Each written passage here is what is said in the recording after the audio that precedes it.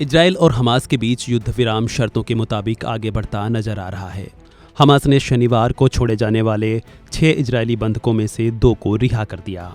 Israeli सेना ने इसको लेकर बताया कि लौटने वाले दोनों बंधकों को वर्तमान समय में इजरायली क्षेत्र में लौटने पर आईडीएफ और आईएसए के विशेष बल के साथ ले जाया जा रहा है, जहां उनका प्रारंभिक चिकित्सा मूल्यांकन किया जाएगा। इस दौरान इजराइल रक्षा बलों के कमांडरों और सैनिकों ने लौटने वाले बंधकों को सलामी भी दी और उन्हें गले लगाकर उनका सम्मान व्यक्त किया। वहीं बताया जा रहा है कि इसके बदले में इजराइल 600 से ज़्यादा फिलिस्तीनी कैदियों को रिहा करेगा। शनिवार को बंधकों की रिहाई युद्ध विराम समझौते के पहले चरण में होने वाली ये आखिरी रिहाई है। अब तक युद्ध विराम डील के मुताबिक हमास कई इजरायली बंधकों को रिहा कर चुका है। हमास ने 7 अक्टूबर 2023 को इजराइल पर अचानक धावा बोल दिया था। इस दौरान 251 बंधकों को पकड़ लिया था। हमास ने लगभग 1200 लोगों की जान ली और जिसके बाद ये युद्ध शुरू हो गया। बदले में इजराइल ने गाजा पर हमला कर दिया और कई फिलिस्तीनी कैदियों को बंधक बनाया। इसके साथ ही बता दें कि हमास अब तक 128 इजरायली बंधकों को रिहा कर चुका है। बीते गुरुवार को भी हमास ने इजरायली सेना को 4 इजरायली बंधकों के शव इजराइल को सौंपे, जिसको लेकर नेतन्याहू का पारा भी हाई हो गया था। लौटाए गए शवों में श्री बिबास और उनके 2 बच्चे के शव शामिल थे। चौथा शव 83 साल के ओडेड का था।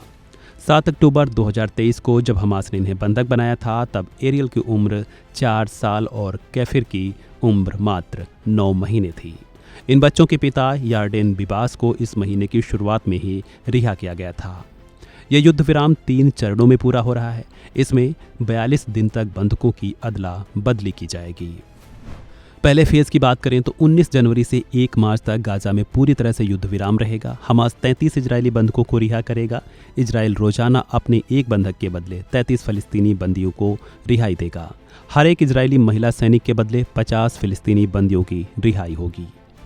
दूसरे फेज के तहत कहा गया था कि पहले फेज के 16वें दिन यानी 3 फरवरी तक सब कुछ ठीक रहा तो दूसरे फेज की योजना पर बातचीत शुरू होगी। इस दौरान कोई भी हमला नहीं होगा। जिंदा बचे हुए बाकी बंधकों को रिहा किया जाएगा। हालांकि बातचीत अभी तक शुरू नहीं हो सकी है।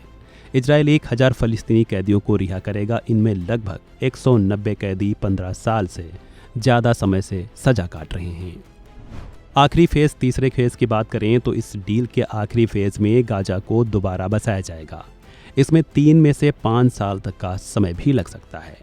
हमास के कब्जे में मारे गए बंधकों के शव भी इजराइल को सौंपे जाएंगे और इन्हीं सब शर्तों और युद्ध विराम डील के मुताबिक चीज़ें आगे बढ़ती हुई तो इस समय नजर आ रही हैं। बहरहाल इजराइल और हमास के बीच युद्ध विराम न केवल फिलिस्तीनियों के लिए राहत की खबर है, बल्कि ये दुनिया के लिए भी एक पॉजिटिव डेवलपमेंट हो रहा है।